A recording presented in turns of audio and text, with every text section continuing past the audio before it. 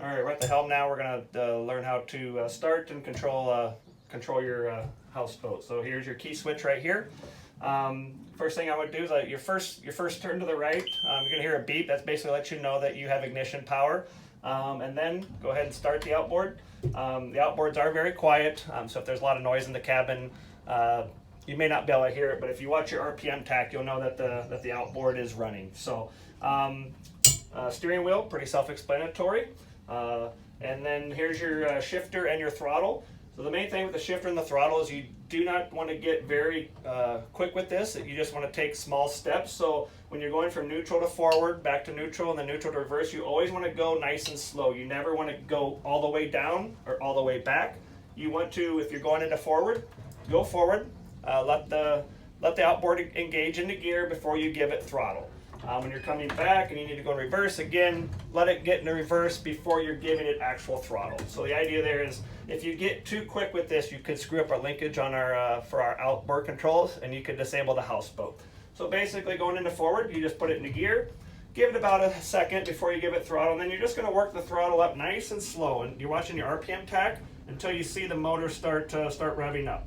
So once there you go. And on this houseboat, about 3,000 RPMs is a good cruising speed. So you're looking about a cruising speed about 5 miles an hour, which will be on the Humminbird Helix. I'll go over that in a little bit. About 3,000 RPMs going forward. When you're backing up, we don't like to go more than 2,000 RPMs. You may need to goose it a little bit to get offshore if you're at a mooring site. But once you break loose, bring it back down to 2,000 RPMs. And if you're having trouble getting off your mooring site, putting all your weight on the back deck will help lift the front up. So,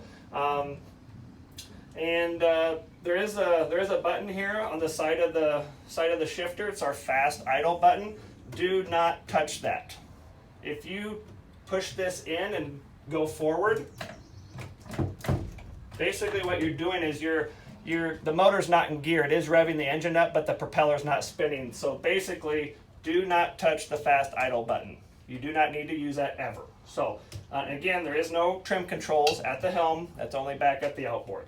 Probably the best advice I have for maneuvering the houseboats is going straight is fairly easy. There's not much, but when you're trying to make turns and you're coming in and out of your mooring sites, basically the best idea if I want to go to the right, before I give it any throttle, get your wheel turned all the way to the right. There is a lot of play in these wheels. It's not just as simple as right, left. It is right.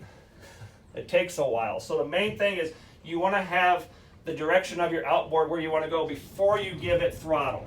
Because what happens a lot of times if you're trying to make tight turns, when you're giving it throttle, by the time you get your wheel turned to where you actually want to go, you're going back to where you came from. So the main thing is get your wheel turned in the direction you want to go before you give it throttle. And like any boat, the only way to steer these boats is you have to you got to get prop thrust, and that helps you steer. So the more thrust you have, the better you're going to be able to steer. Again, coming into your mooring sites, just come in nice and slow. That's where our guests maybe get in a little trouble is they're coming in a little fast and they get nervous, and then they get too quick on the shifter, and we have issues. But just coming in nice and slow helps. I'll go over the Helix, Humminbird Helix next.